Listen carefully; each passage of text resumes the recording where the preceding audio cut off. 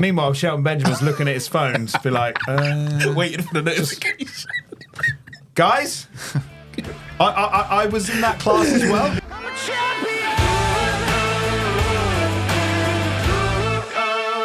Matt Jones emails in, hello you, love the pod and looking forward to listening every week. With so much WWE TV to watch each week, it's nearly impossible to watch it all, but by listening to the show each week, too many each weeks, I'm able to keep up.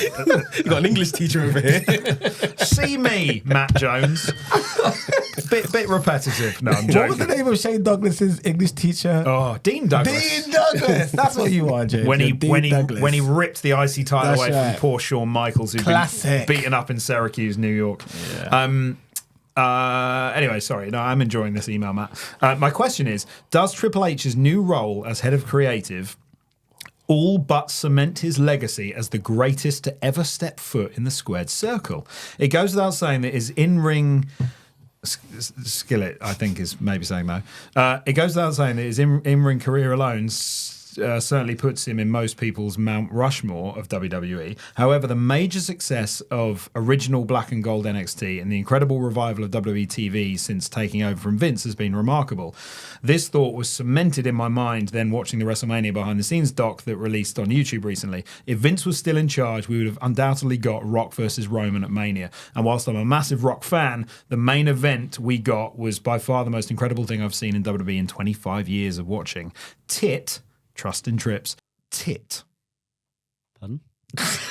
Is well and truly the way to go with WWE, and I can't wait to see what happens over the next year. Keep up the amazing work. Cheers, Matt Jones. Great email and big question. Does his creative leadership put Triple H in the conversation of greatest of all time, Skillit? No. I'm sorry, it doesn't. Let me know your thoughts anyway. Obviously, he's doing phenomenal work right now as the lead booker and the creative and the CEO. What position is he? CEO? COO. Yeah, COO, isn't he? Yeah. Yeah. He's doing great work. Phenomenal. Like, I haven't enjoyed wrestling as much as this in such a long time. This is brilliant. Like, I'm loving it. Yeah. In ring wise, as a solo wrestler, I did love Triple H. I loved him as a heel. I would never put him in the top 5 though. Really? No. There's too many. There's so much talent that you can't overlook. You just and Triple H is not there for me. I think I mean just in terms of impact he's now having on the industry. Of course. I think he, you can put him in that conversation of like most, I don't know, influential talent Absolutely. to ever be part of the business. Absolutely. I think that is fair. But yeah, I don't think he suddenly becomes the world's greatest wrestler because he's doing amazing creative work now. Mekz, would you agree with that? Yeah, definitely. One thing I will say is that Triple H lost, I think, a lot of fans, especially around the time of the Authority, even before that, to the Reign of Terror, like 2003 times. A lot of people were sick of Triple H being the one that's pushed. You know, he's married to the office and all of that kind of stuff. But through his good work in NXT and what we get now, I think he has won a lot of those people back, and he may go down and like remembered more for this career, this second career he's having, more so than his actual wrestling career. It is interesting because Mekz mentioned scenarios where people just hated Triple H, and I think I was one of them because of the stuff that Triple H was doing at that time, or creative was letting Triple H get away with it. Like him carrying around the shovel because he was burying everyone. Yeah, remember that's that right, time? Exactly. But I feel like he had to, I guess him doing that has probably put in perspective for him now to be like, I need to be a better leader, I need to be a better writer, booker, a COO. You know what I mean? Someone that people could believe in. I think all that has given me experience to be the guy that he is today, for sure. And I think comparisons are always made between Triple H and Shawn Michaels for obvious reasons. They're best friends. They came up in the industry, and DX and all those other things. But I think Shawn Michaels is actually doing, and we said it on the show before, but Shawn Michaels is actually doing with NXT what Triple H should have done with NXT. Correct. Triple H built an amazing little, beautifully polished indie with some incredible talents, but that didn't ultimately transfer in lots of great talents going to the main roster. Whereas now NXT, whilst I might not follow the weekly TV product, it is a real breeding ground for proper talents to learn their craft and then come through to the main roster. The continuity from NXT to main roster now is so good that there was a time we watched Aleister Black moved to the main roster and thought, they can't mess this guy up. And he was here cutting promos in a room every week for how many weeks? Like, and he then leaves the company. Keith Lee, Andrade, these are people that were NXT champions.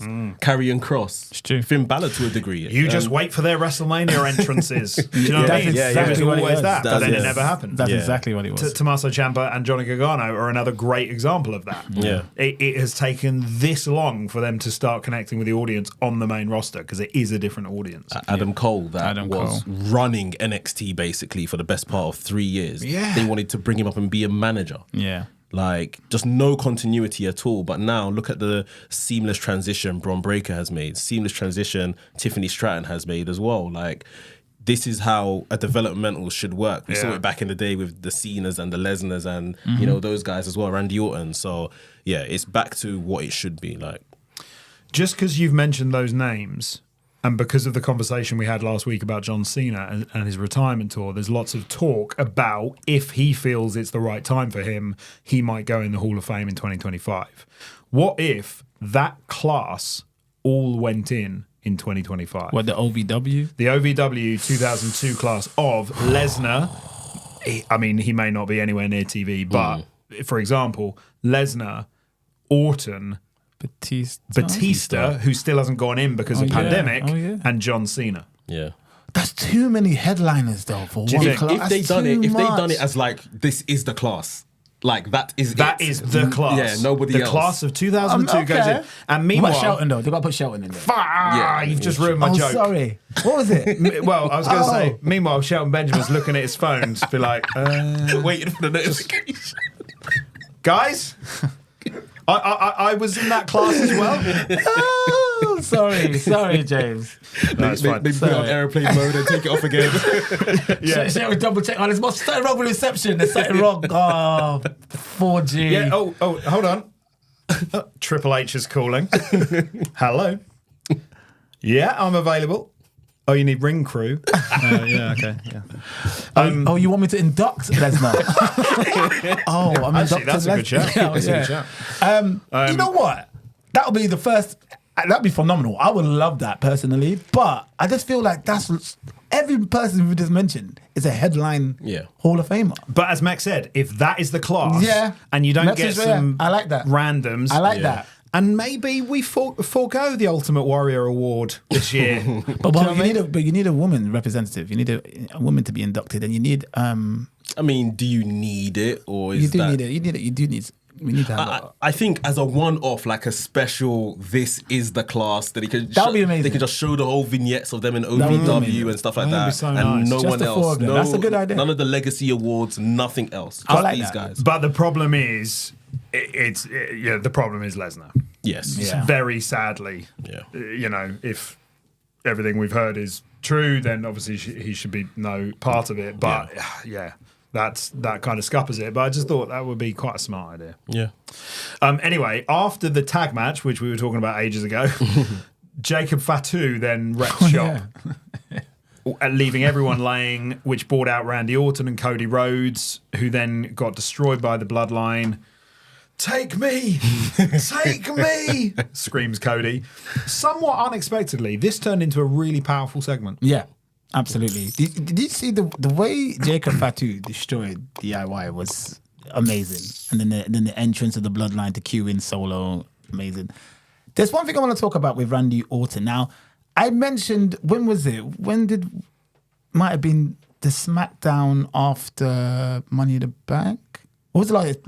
Money in the Bank was the latest. That was last last pay-per-view. week, yeah. And I remember I mentioned on the group chat, because I wanted to bring it back up, I totally forgot to bring it back up.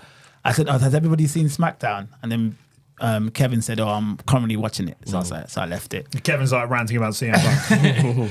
But there was a moment when Cody Rhodes was cut. If you watch back that promo, I think I've got it recorded. I have to throw it back in the group chat. Cody was cutting a promo and he's talking about the world heavyweight title and whatnot. When he mentions my world heavyweight title, there's a bit when Orton when they were in the ring turns his together. head and looks at him.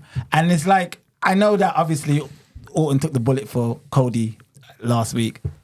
We all know it's happening. But is it going to happen at SummerSlam, or do you guys think it's going to happen at WrestleMania, Cody versus Orton?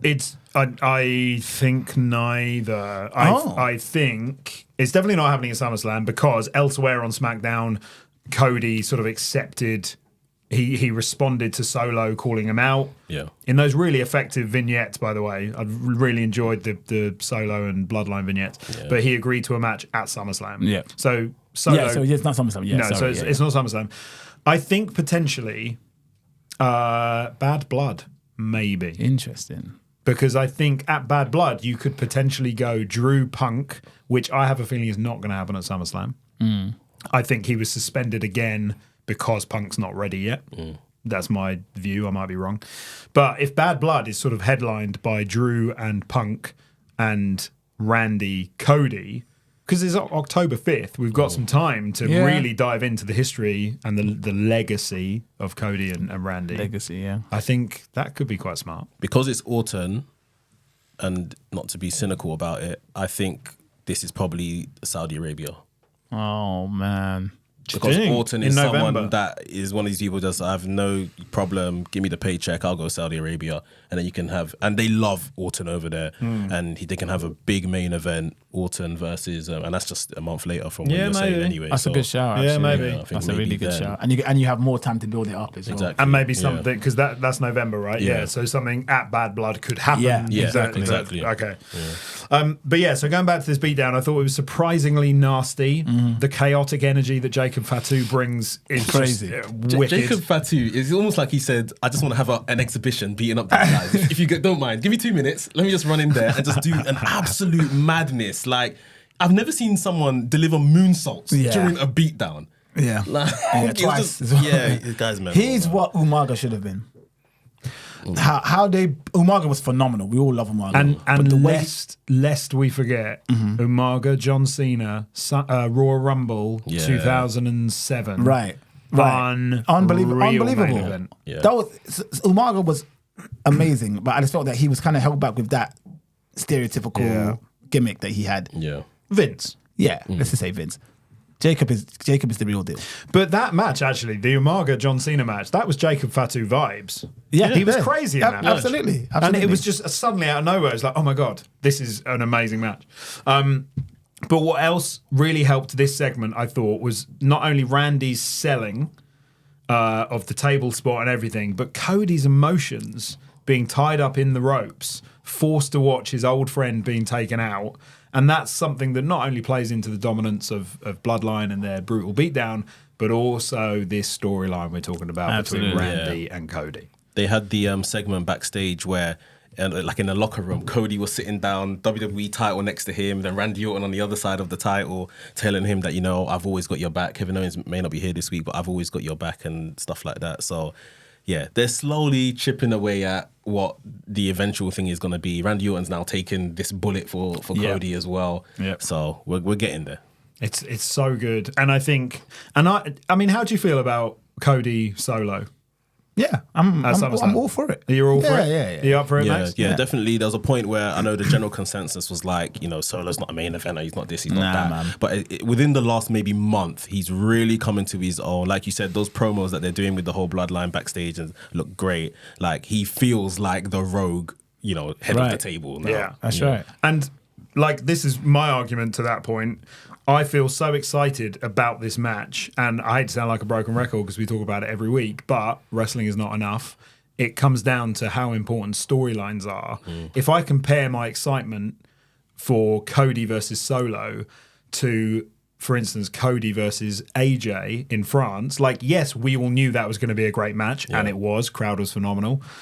But we were like, yeah. Because there was no story there, and we were hoping there would be more story, and they I still feel they only scratched the surface, really, between AJ and Cody. But, the possibilities of SummerSlam, because of the storylines that are running through it, and on top of the match itself, we're going to get the return of Paul Heyman, we're going to get the return of Roman Reigns, and as he said on Twitter, like he did in 2020, at SummerSlam, we'll never see it coming. Yeah, he put that out this week. Again, it's talked to how important storyline is, and it's made Cody versus Solo somehow a massive thing. To your point, I don't even think Solo's had one singles match since he's kind of assumed this position, and they're driving towards SummerSlam. He's got the pin over Cody in a tag match, Yeah. but that in terms of wrestling, that's about it. In terms of what he's done to get to this that's position. so true. That's a good point. Yeah, That's so true. He hasn't I had hadn't even thought matches about or that. No, anything. he hasn't. Another email. So many emails. Hi all. Really been enjoying the podcast since it's made its return. As someone who doesn't really get to this, I feel like this is a common thread with people that message us. As someone who doesn't really have anyone to talk to about wrestling, your podcast has made me feel like I've got friends who I can discuss it with. And that is, like, amazing. I love that. Community. Exactly. It's all about the community. It's about the fandom. And the people take away that from listening to this pod for sure. is wicked. And it makes me feel like we should do more fan meetups. Definitely. And little activations like that. Where You we know just I'm have, there, James. Always. You know. You come to anything, Skills. 100%. I'm opening a bag next week. Do you want to I'm come to there. that? Yeah. I'm excited. James. I know you I'm are. excited. I know you are. The reason for my email is, has anyone else started to notice that Solo Sikoa has started dressing like The Rock? I.e. the black top and gold chain. Is this another layer to the story that is in fact the final boss is the one calling the shots with Solo? Anyway, keep up the great work. Jono Marsden. I haven't really noticed that myself. Okay. I've kind of know what he means. He's definitely dressing up more suave. Yeah, more smart. More smart, more slick, like The Rock would used to dress like back in the day. He's definitely wearing clothes. Yeah. Is that where the comparison ends? He's got some nice gloves. Yeah. But I just don't, no. Dressing like The Rock is more than what The Rock puts on his back. It's the whole swagger. Yeah. It's everything. Yeah. It's not. That's not what Solo's Now, doing. if Solo was to wear Versace shirts from the 1999 era of The Rock, then we're cooking with some grease. But I don't know yet. Cooking with some grease. I like that as a saying. Thank you. I'm a champion!